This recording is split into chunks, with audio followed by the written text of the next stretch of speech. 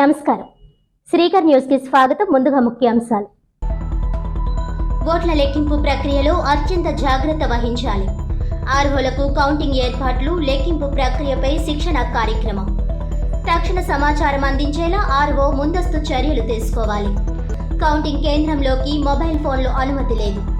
CCTV కెమెరాల నిఘాలో counting ప్రక్రియ. Collector, ఎన్నికల అధికారి డాక్టర్ కె మాధవీలత.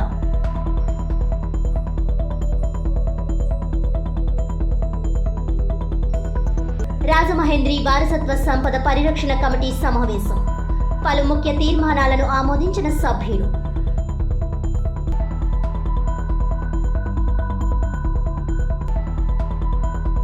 చోరీకి గురై లేక పోగొట్టుకున్న మొబైల్ ఫోన్లను రికవరీ చేయించి బాధితులకు 281 ఫోన్లు అందజేసిన తూర్పుగోదావరి జిల్లా ఎస్పీ పి జగదీష్ ఐపీఎస్. మొత్తం సెల్ ఫోన్ల రికవరీ 1393. వీటి యొక్క విలువ సుమారు 2,52,00,000 రూపాయలు.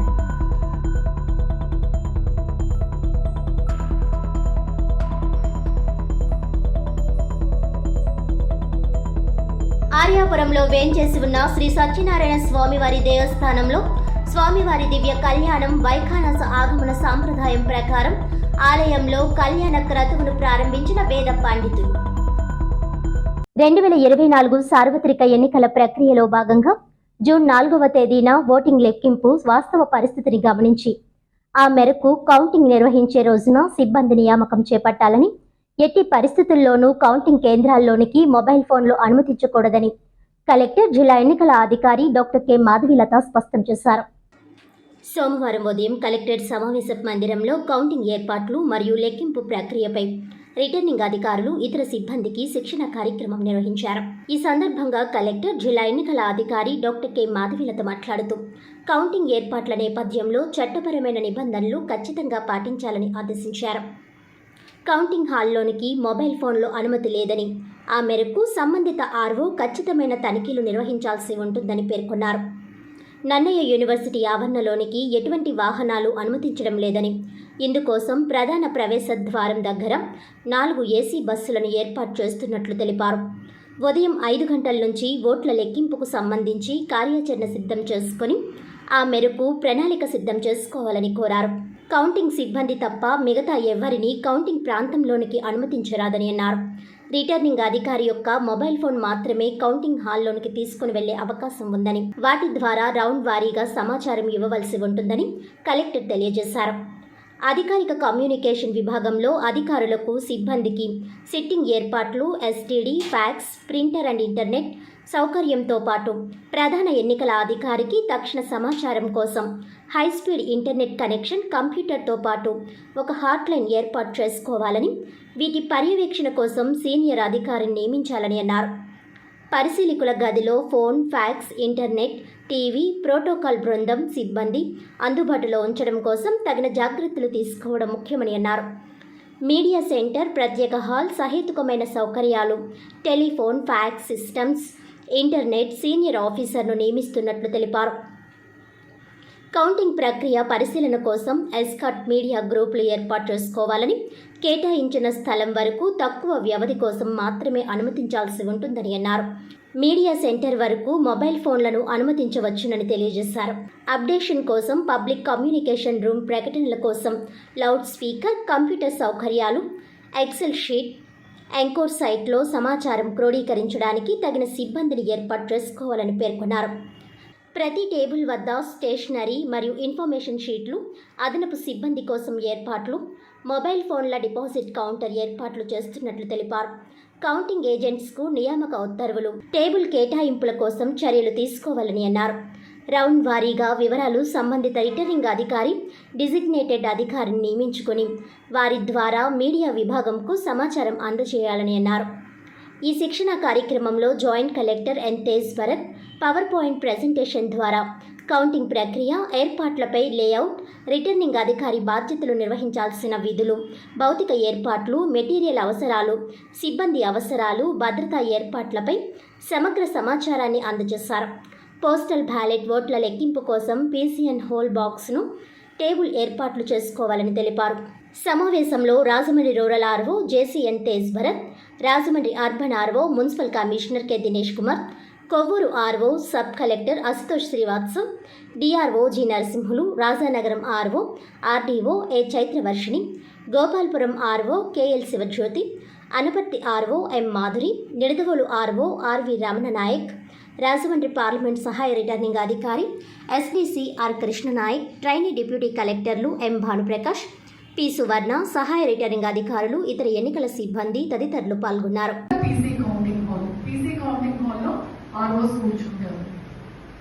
సో మీరు ఏసీ కౌంటింగ్ హాల్లో చాలా స్టబన్ గా స్ట్రాంగ్ గా ఉండే తహసీల్దార్నే పెట్టాలి. అండ్ ఇక్కడ తహసీల్దార్స్ కూడా ఉన్నారు కాబట్టి ఏఆర్ఓస్ ఎవరినైతే డెసిగ్నేట్ చేస్తారో అక్కడ they have to do very very diligently their job. దగ్గర రౌండ్స్ చేసామా, అనౌన్స్ చేసామా, అయిపోచేసామా అంతే. వీళ్ళకి ముగి వాళ్ళకి చేసి ఇది కౌంటింగ్ అదే ఈ కౌంటింగ్ అందరూ అడుగుతారు ఈ కౌంటింగ్ ఓడిపోతుంది, కానీ దాన్ని ఎలా డీల్ చేస్తారు అనే దాని మీద డిపెండ్ అయిపోతుంది. సో ఒక ఏఆర్ఓని కంప్లీట్ గా ఆ రూమ్ కి డెసిగ్నేట్ చేస్తారు. అట్ ద సేమ్ టైం మనకి పోస్టల్ బ్యాలెట్ టేబుల్స్ వేసి ఉన్నాం. పోస్టల్ బ్యాలెట్ టేబుల్స్ కి ఈచ్ టేబుల్ కి ఒక ఏఆర్ఓని ప్రపోజ్ చేయమని చెప్పారు. బట్ ఇన్ టోటల్ గా ఆల్ మనకి పంపించిన ప్రపోజల్స్ మొత్తం స్టేట్ లో అంతా కూడా రిజెక్ట్ అయిపోయాయి. So they have asked us to reduce the number. So ఆ రెడ్యూస్ చేసేటప్పుడు నెంబర్ లో మనకి మీకు ఎన్ని టేబుల్స్ వేశారో దానికి 1-2 తగ్గించే మీకు ప్రపోజల్ పంపించాం. రాజమహేంద్రవరం కోటిలింగాల దేవస్థానం సమీపంలో ఈట్ స్ట్రీట్ ఏర్పాటు చేయవద్దని, మాంసాహార వంటకాలను ఎట్టి పరిస్థితుల్లోనూ విక్రయించడానికి వీల్లేదని రాజమహేంద్రి వారసత్వ సంపద పరిరక్షణ కమిటీ నగరపాలక సంస్థ కమిషనర్కు విజ్ఞప్తి చేసింది. స్థానిక శ్రీ వెంకటేశ్వర ఆనం కళా కేంద్రంలో కమిటీ సభ్యులు కన్వీనర్ టీకే విశ్వేశ్వరరెడ్డి ఆధ్వర్యంలో సోమవారం సమావేశమైన పలు అంశాలను చర్చించి కీలక తీర్మానాలను ఆమోదించారు. సమావేశం అనంతరం టీకే విశ్వేశ్వరరెడ్డి, కేకే సంజీవరావు, మాదిరాజు శ్రీనివాస్, దేశిరెడ్డి బలరామనాయుడు మీడియాతో మాట్లాడారు. కళాకేంద్రంలో ఉన్న గంధం నాగసుబ్రహ్మణ్యం హాల్ను నగరంలో కవులు, సాహిత్యవేత్తలు, కవి సమ్మేళనాలు, పుస్తక ఆవిష్కరణ కార్యక్రమాలు, సాహితీ సభలకు ఉచితంగా వినియోగించుకోవచ్చునని తెలిపారు. కేవలం కరెంటు బిల్లు కార్పొరేషన్కు చెల్లిస్తే సరిపోతుందని వెల్లడించారు.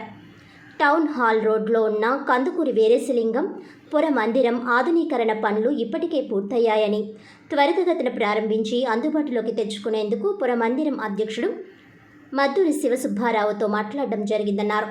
ఈ విషయాన్ని కమిషనర్కు కూడా వివరించామని, త్వరలోనే అందుబాటులోకి వస్తుందని అన్నారు. 10 కోట్ల రూపాయలతో అభివృద్ధి పనులు జరుగుతున్న రాళ్లబండి సుబ్బారావు మ్యూజియం పనులు త్వరితగతిన పూర్తి చేసి అందరికీ అందుబాటులోకి తేవాలని విజ్ఞప్తి చేశారు. బొమ్మూరులో పొట్టి శ్రీరాములు యూనివర్సిటీకి అనుబంధంగా ఉన్న సార్వత్రిక విద్యాపీఠం అలాగే కొనసాగించాలని తీర్మానం చేశారు. దీనిపై మాదిరాజు శ్రీనివాస్, బీజేపీ రాష్ట్ర అధ్యక్షురాలు దగ్గుపాటి పురంధేశ్వరితో మాట్లాడినట్టు తెలిపారు.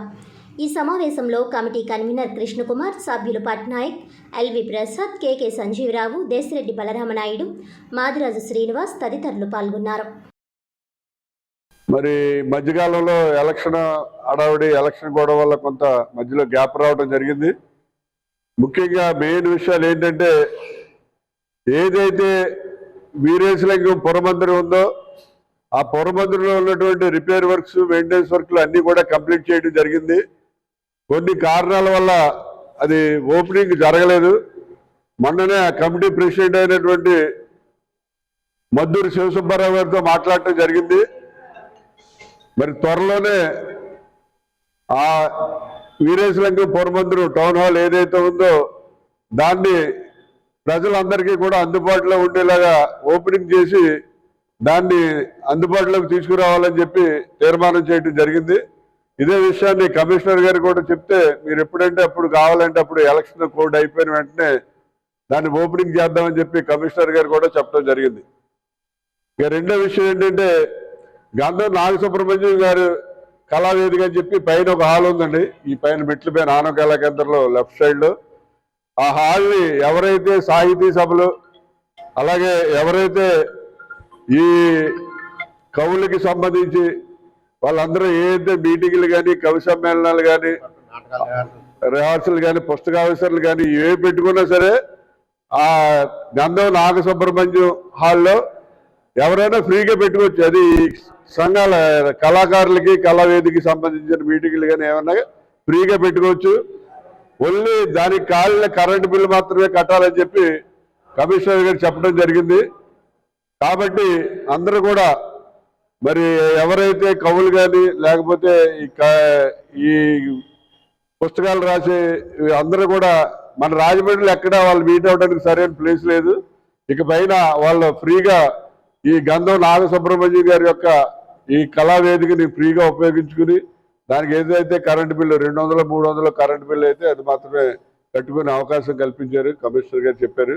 కాబట్టి అది కూడా ఉపయోగించుకోవాలని చెప్పి అందరినీ కూడా కోరటం జరుగుతుంది. ఇక మూడో విషయానికి వస్తే మన రాళ్లబండి మ్యూజియంకి 10 కోట్లు శాంక్షన్ అయిందండి. ఆ మ్యూజియం అన్ని తవ్వి వర్క్లన్నీ జరుగుతున్నాయి. దీనికి సంబంధించినటువంటి రాళ్లబండి మ్యూజియంలో ఉండే అన్ని వస్తువులన్నీ తీసుకెళ్లి బొమ్మూరులో పెట్టడం జరిగింది. అది ఇంకా అప్పుడే దగ్గర ఒక సంవత్సరం నుంచి వర్క్ జరుగుతుంది. ఆ వర్క్ కూడా కంప్లీట్ జరిపించేసి దానికి స్పీడప్ చేయించి ఆ రాళ్లబండి మ్యూజియం కూడా అందరికీ ప్రజలకి స్టూడెంట్స్కి అందరికీ అందుబాటులో వచ్చేలాగా తీసుకురావడం అనేది మూడో విషయం. ఇక నాలుగోది ఏంటంటే పొట్టి శ్రీరాములు విద్యాపీఠం అని చెప్పి మనకి బొమ్మూరు దగ్గర మనకి పొట్టి శ్రీరాములు యూనివర్సిటీకి అనుబంధంగా మన ఇక్కడ ఒక బ్రాంచ్ని రాజమండ్రి బ్రహ్మూరులో పెట్టడం జరిగింది.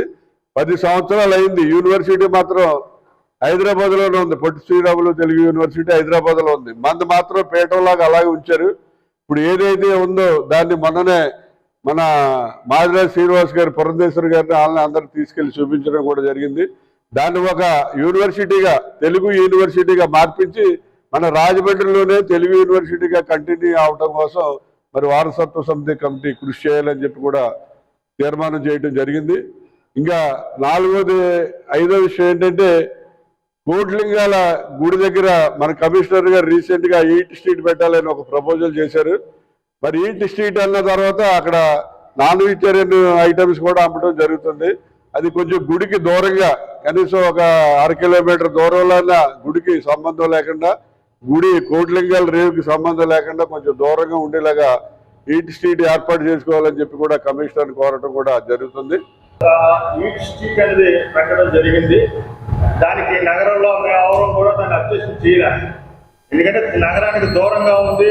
అక్కడ దానికి ఎవరికి ప్రాబ్లం లేదు. మాకు మీరు మామూలుగా ఈ స్ట్రీట్ స్టార్టింగ్ 7-8 గంటలకు వెళ్తే అక్కడ మాంసం ముక్కలు ఏలాడుతూ ఉంటాయి. అక్కడ అంటే ఈట్ స్ట్రీట్ అంటే అందులో చేసే తిరుమలలో ప్రధాన అంశం మాంసం. ఇప్పుడు ఈ కోట్లింగాల రేవు ప్రసిద్ధమైన దేవాలయ ఆస్థానం అది. అటువంటి కోట్లింగాల రేవు దగ్గర ఇటువంటి ఈట్ స్ట్రీట్ పెట్టి అక్కడ కూడా మాంసం విగ్రహాలు మాంసానికి సంబంధించిన అవి అమ్మడం చాలా విరుసు అది. ఎందుకంటే గంగ చూసుకున్నా, కావేరి చూసుకున్నా, కృష్ణ చూసుకున్నా ఎక్కడ ఏ నదుల దగ్గర కూడా ఇటువంటి మాంసాలు అనే పరిస్థితి ఎక్కడా లేదు. ఈ గోదావరికి దౌర్భాగ్యం కలిగించద్దని చెప్పి మేము ప్రధానంగా కమిషనర్ గారిని కోరుతున్నాం. కైలాస భూమి ఆ ఘట్టంటే కూడా మన డెడ్ బాడీని కూడా తీసుకెళ్తుంటారు. అటువంటి ప్లేస్లో పెట్టడం అనేది చాలా తప్పది. కాబట్టి మనం అందరం ఖండించాలి. రాజమండ్రి ఉన్న ప్రజలే కాదు, ఈ తూర్పుగోదావరి జిల్లాలో ఉన్న పశ్చిమ గోదావరి జిల్లాలో ఉన్నటువంటి ప్రజలందరూ కూడా అది ఖండించి తీరాలి. వేరే ప్లేసులు చాలా ఉన్నాయి, అక్కడ పెట్టుకోవచ్చు. కానీ గోదావరి రోడ్డుని మాత్రం ఈ పవిత్రను పాడు చేయొద్దని చెప్పేసి మనం కమిషనర్ గారిని మేము అందరూ కోరుతా ఉన్నాం.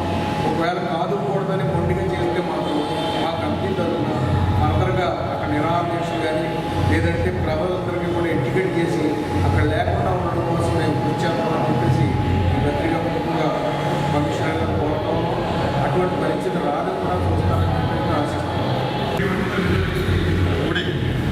అది 2 కిలోమీటర్లు సుమారు ఉంది కాబట్టి దాన్ని తక్షణం హీట్ స్ట్రీట్ కింద విరమించుకుంటే మంచిది. మంచి పార్క్ ప్లేస్ కింద మార్చుకోవడానికి తప్పలేదు. కానీ హీట్ స్ట్రీట్ అనేది మాత్రం తీసేయవలసిందిగా కోరి ప్రార్థిస్తున్నాం. ఎందుకంటే అది అవసరం. ఇంతవరకు అక్కడ చింతాలమ్మ ఘాట్ అని చెప్పి ఒక ఏర్పాటు చేయడం జరిగింది. దానికి మా మాచిరా శ్రీనివాస్ గారు, అక్కడ రూపుకుమార్ వీళ్ళందరూ కలిసి చాలా పగడ్బందీగా దాన్ని కట్టడం జరిగింది. అలాగే ఇవాళ హీట్ స్ట్రీట్ అనేది ప్రత్యేకించి మేము అందరూ కూడా కమిటీ సభ్యులు అందరూ కూడా ముక్తకంఠంతో వ్యతిరేకిస్తున్నాం. తదుపరి ఇవాళ పొట్టి శ్రీరాములు యూనివర్సిటీ అది పీఠం కింద పెట్టి దాంట్లో ఉన్న వాళ్ళు ఒకళ్ళొకళ్ళు కూడా తగ్గించుకుంటూ పోతారు. అది తెలుగు యూనివర్సిటీ హైదరాబాద్లో ఉంది. స్టేట్ విడిపోయిన తర్వాత ఆ యూనివర్సిటీ హైదరాబాద్లో ఉన్నట్టుగా ఉంచి మాకు కూడా యూనివర్సిటీ స్థాయికి తీసుకువెళ్లాల్సిందిగా కోరి ప్రార్థిస్తున్నాం. దానికోసం అవసరమైతే రిలే ఫాస్టింగ్లు కూడా స్టార్ట్ చేయడానికి మేము సిద్ధంగా ఉన్నాం. టంగుటూరి ప్రకాశం పంతుల 67వ వర్ధంతి సందర్భంగా ఆయన చిత్రపటానికి పూలమాలలు వేసి ఘనంగా నివాళులర్పించారు. కంప్లైంట్లు పెట్టి వాళ్ళు 3 మంది ఉండేవారు, కోకోలాలుగా ఉండేవారు. ఆ రోజుల్లోనే రోజు మద్రాసులో గాంధీ గారు రైల్వే స్టేషన్లో ఇది మనసులో పెట్టుకుని ప్రకాశం గారిని అడిగాడు, ఏంటి నీ మీద చాలా కంప్లైంట్లు వస్తున్నాయి, డబ్బులు మిస్యూజ్ చేస్తుంది. అప్పుడు వెంటనే ప్రకాశం గారు ఎవరు చెప్పాడు నీకు ఇలాగే కదా, ప్రకాశం గారు కొంచెం రౌడీ ఎలిమెంట్కి వెళ్ళేవాడు కాబట్టి ఇలా చూపించాడు. ఎవరు చెప్పాడు నీకు ఇదిగో ప్రకాశం చేపిదిగో ప్రజలు చేపిదిగో అని 2 జేబులు చూపించాడు. ప్రజలు ప్రకాశం చేపిదిగి ప్రకాశంకి ఇచ్చిన డబ్బులు ఇంట్లో ఉంటాయి, తమ పోరాటం కోసం ఇచ్చిన డబ్బులు ఇంట్లో ఉంటాయి, నేను ప్రజల మధ్యని రా అని చెప్పాడు. అది ప్రకాశం గారు చెప్పాడు. అటువంటి ప్రకాశం గారు ఆంధ్రకేసరి అనే బిరుదుని అలవోకగా తెచ్చుకున్న వ్యక్తి. ఒక రకంగా చెప్పాలి అంటే ఆ రోజుల్లో స్వతంత్రోద్యమంలో సర్వస్వం త్యాగం చేసిన ఏకైక వ్యక్తి ఎవరైనా ఉన్నారంటే ఆ రోజుల్లో చాలా సంవత్సర రోజుల్లో 100 కోట్లు సంపాదించి సర్వస్వాన్ని త్యాగం చేసి ఆఖరి కట్టుకుందులు ఆయన ఎందుకు వెళ్ళేవాడు ఇలా వేసుకునేవాడు అంటే అది ఫ్యాషన్ కాదు, అందం కాదు. తిరిగిపోయిన చొక్కా కనబడకుండా చీఫ్ మినిస్టర్ తిరిగిపోయిన చొక్కా వేసుకుంటే బాగోదని ఇది శాల్వా వేసుకునేవాడు. అది ఆయన అంత త్యాగి. అటువంటి త్యాగి రాజమహేంద్రవరంలో మనగాడిన ప్రాంతం కాబట్టి మనందరికీ కూడా వారందరికీ జవాబులు అర్పిస్తూ ఆ త్యాగజీవులు ఆదర్శం కావాలని కోరుకుంటున్నాను. సినీ హీరో జూనియర్ ఎన్టీఆర్ జన్మదిన వేడుకలు అభిమానుల సమక్షంలో కేక్ కట్ చేసి ఘనంగా నిర్వహించారు. స్థానిక కర్ణాశ్రీ ప్రొడక్షన్ కార్యాలయంలో అభిమానుల సమక్షంలో కేక్ కట్ చేసి జన్మదిన వేడుకలు ఘనంగా నిర్వహించారు.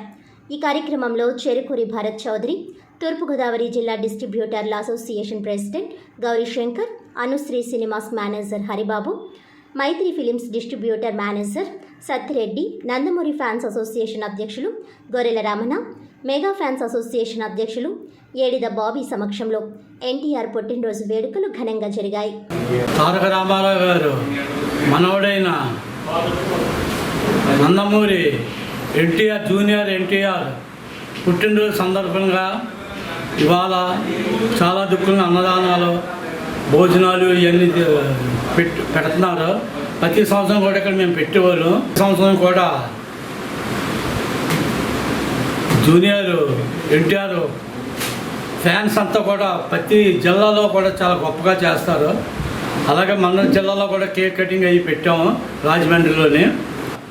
నందమూరి రెండు స్టేట్లు కూడా తెలంగాణ, ఆంధ్ర ప్రతి దిక్కున కూడా చాలా గ్రాండ్గా చేస్తున్నారు. రాజమహేంద్రవరం ఆర్యాపురంలో వేంచేసి ఉన్న శ్రీ సత్యనారాయణ స్వామివారి దేవస్థానంలో స్వామివారి దివ్య కళ్యాణ మహోత్సవం అంగరంగ వైభవంగా జరిగింది. ఆదివారం రాత్రి 8:16 వైకాసన ఆగమన సంప్రదాయం ప్రకారం ఆలయంలో కళ్యాణ క్రతువును వేద పండితులు నిర్వహించారు.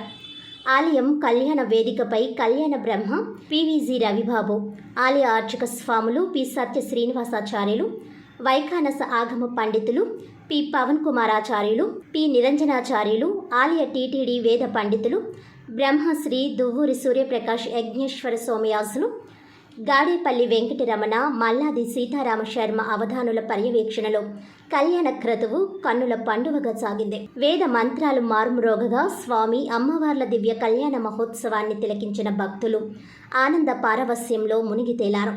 ఆలయాన్ని పుష్పాలు, విద్యుత్ దీపాలతో అందంగా అలంకరించారు. జ్యోతుల నవీన్ కుమార్, లక్ష్మీదేవి దంపతులు, జ్యోతుల అనీష్ నెహ్రూ, చెక్కపల్లి అన్నపూర్ణ, మీనావల్లి కృష్ణమోహన్, వెంకటలక్ష్మి, బాల శ్రీనివాస్ ప్రసాద్, అరుణ, గార్లపటి సూర్యనారాయణ, లక్ష్మీ నాగవెంట రత్నమాల, అరవ వెంకటేశ్వర్లు, నాగేశ్వరి, కంచర్ల శ్యామ్చంద్, నాగ ప్రత్యూష దంపతులచే శాస్త్రోక్తంగా కళ్యాణాన్ని వేద పండితులు జరిపించారు. భక్తులు భారీ ఎత్తున తరలివచ్చి స్వామి అమ్మవార్లను దర్శించుకొని తీర్థ ప్రసాదాలు స్వీకరించారు. కీర్తించబడ్డాయి.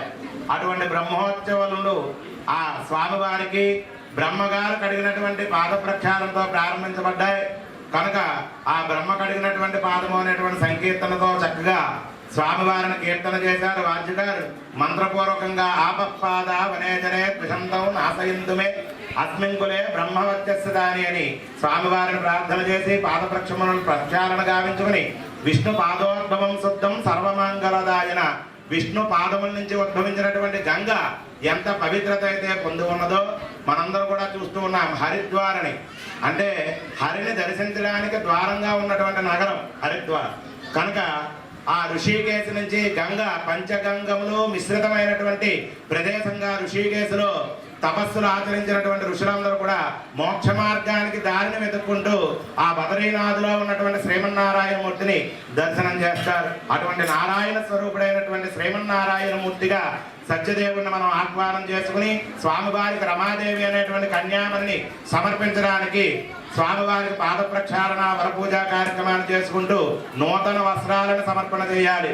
స్వామివారికి మధుపర్క నివేదన చేయాలి, గోదానం చేయాలి. కన్యాదానానికి ముందుగా ఈ ప్రక్రియలు జరపడానికి ఆలయ మర్యాదలతో ఆలయ కార్యనిర్వహణ అధికారి వారు అయినటువంటి శ్రీమతి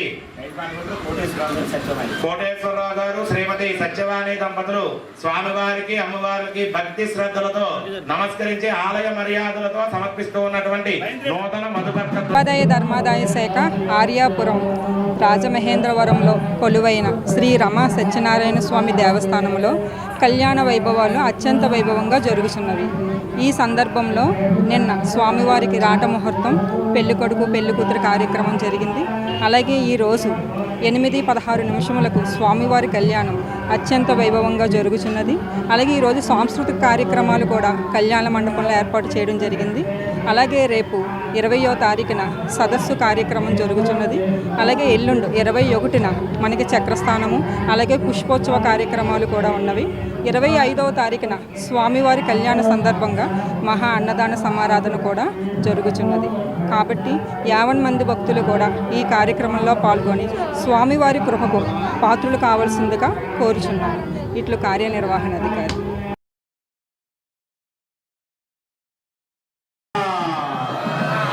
కళ్యాణ మహోత్సవ కార్యక్రమంలో ఆచార్య పురుషుల్ని కళ్యాణ దంపతులుగా ఆశీలైన కూతురుని అంటే వధువుని వెతుకు తీసుకురండి తాంబూలంతో వారిని ఆ అమ్మవారిని స్వామివారి కోసం తీసుకురమ్మని చెప్పి ప్రార్థన చేసి ఆలయ మర్యాదలతో దంపతులుగా ఆశీలైనటువంటి వారందరికీ కూడా స్వామి 30 సంవత్సరాలుగా గురు మల్లాది తిరుపతి దేవస్థానంలో స్వామివారి యొక్క దివ్యమైనటువంటి వేద పారాయణటువంటి తత్పరత మీ అందరిలో కూడా కలిగి మీరు కూడా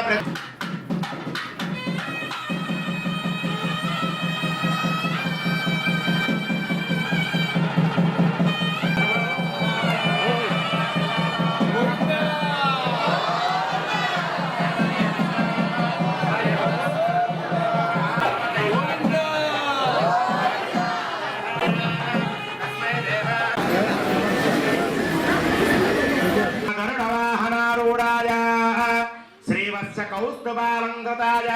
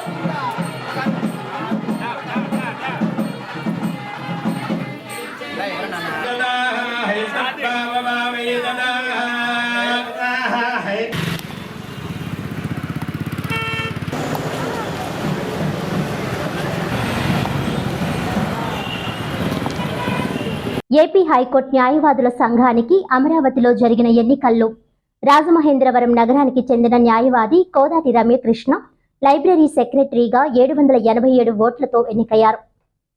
రాజమహేంద్రవరంలోని జీఎస్కేఎం న్యాయ కళాశాలలో ఎల్ఎల్బీని 2011లో పూర్తి చేశారు. రాజమహేంద్రవరంలో న్యాయవాదిగా కొంతకాలం ప్రాక్టీస్ చేసిన కోదాటి రమ్యకృష్ణ ఆ తర్వాత హైదరాబాద్లో ప్రముఖ న్యాయవాది వి సుధాకర్ రెడ్డి వద్ద జూనియర్ న్యాయవాదిగా చేసి అనతి కాలంలోనే సొంత ప్రాక్టీస్ మొదలుపెట్టారు. అక్కడి నుండి హైకోర్టు అమరావతి వచ్చిన తర్వాత 2019లో జరిగిన మొదటి బార్ అసోసియేషన్ ఎన్నికల్లో మహిళా ప్రతినిధిగా ఏకగ్రీవంగా ఎన్నికయ్యారు. గత నెల 30వ తేదీన జరిగిన బార్ ఎన్నికల్లో లైబ్రరీ సెక్రటరీగా ఎన్నికయ్యారు. లైబ్రరీ సెక్రటరీగా ఎన్నికైన మొదటి మహిళగా ఆమె గుర్తింపును పొందారు.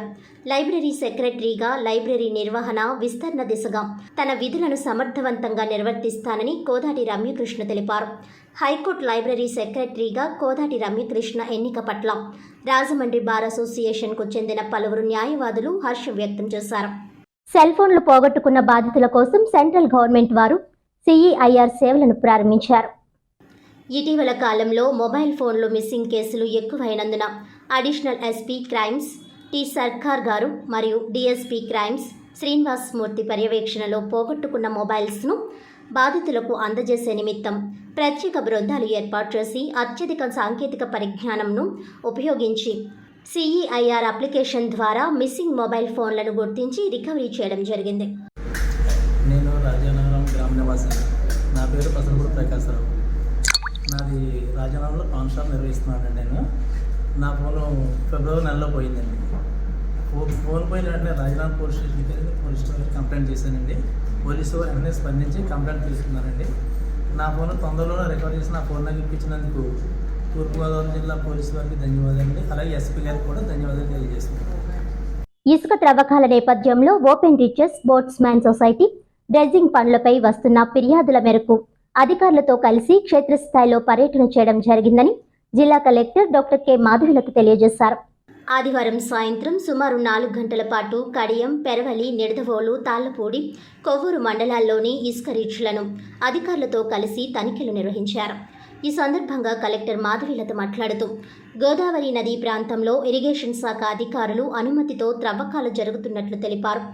ఇరిగేషన్ అధికారులు 3 కిలోమీటర్ల నుంచి 12 కిలోమీటర్ల వరకు అనుమతులు మంజూరు చేయడం జరిగిందన్నారు. అయితే ఎవరూ కూడా వంతెనలకు 500 మీటర్ల పరిధిలో ఎటువంటి త్రవ్వకాలను జరపడం లేదని తెలిపారు. ఇంజనీరింగ్ అధికారులు ప్రతిరోజు పర్యవేక్షణ చేస్తున్నట్లు తెలిపారు. హైకోర్టు వారి ఆదేశాల మేరకు క్షేత్రస్థాయిలో పర్యటన చేసినట్లు తెలిపారు. ఓపెన్ రిచెస్ వద్ద గోదావరి నదీ ప్రాంతంలో వాహనాలను వాడకూడదనే అంశం అమల్లో ఉందని తెలిపారు. అయితే ఈ నేపథ్యంలో ట్రిప్పర్లు, ప్రొక్లైనర్లను ఉపయోగిస్తున్నట్లు దృష్టికి రావడంతో వాటిని సీజ్ చేసినట్లు మాధవిలత తెలియజేశారు.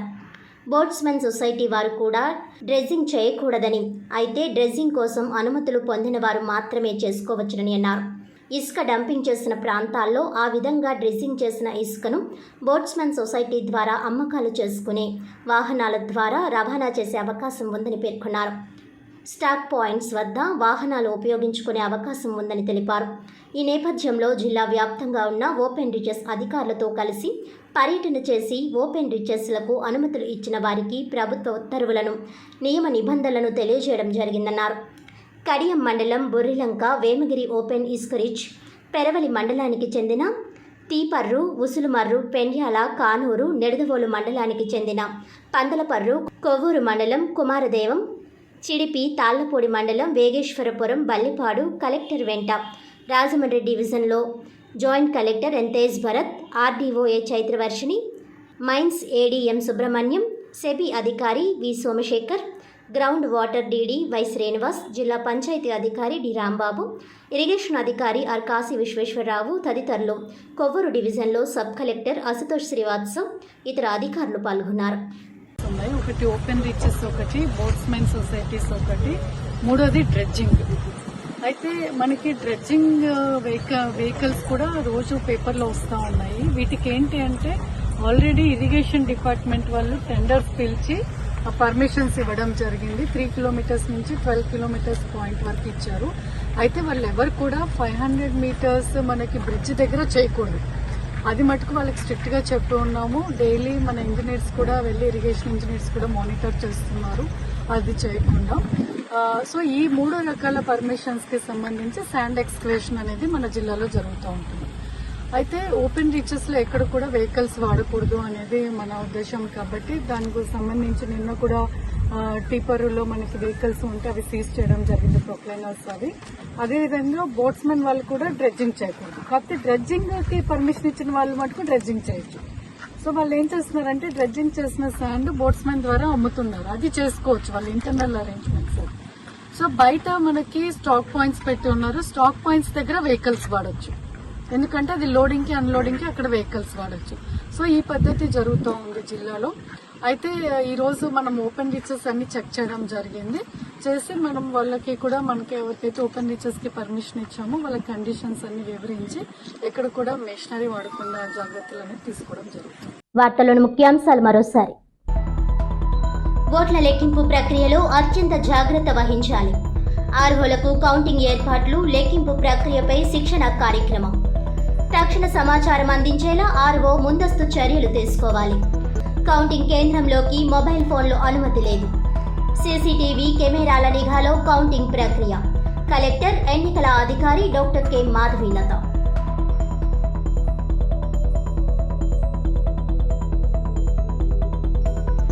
రాజమహేంద్రి వారసత్వ సంపద పరిరక్షణ కమిటీ సమావేశం. పలు ముఖ్య తీర్మానాలను ఆమోదించిన సభ్యులు.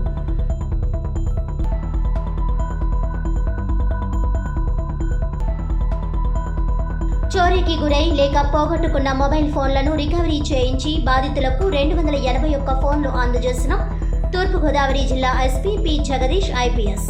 మొత్తం సెల్ ఫోన్ల రికవరీ 1393. వీటి యొక్క విలువ సుమారు 2,52,00,000 రూపాయలు.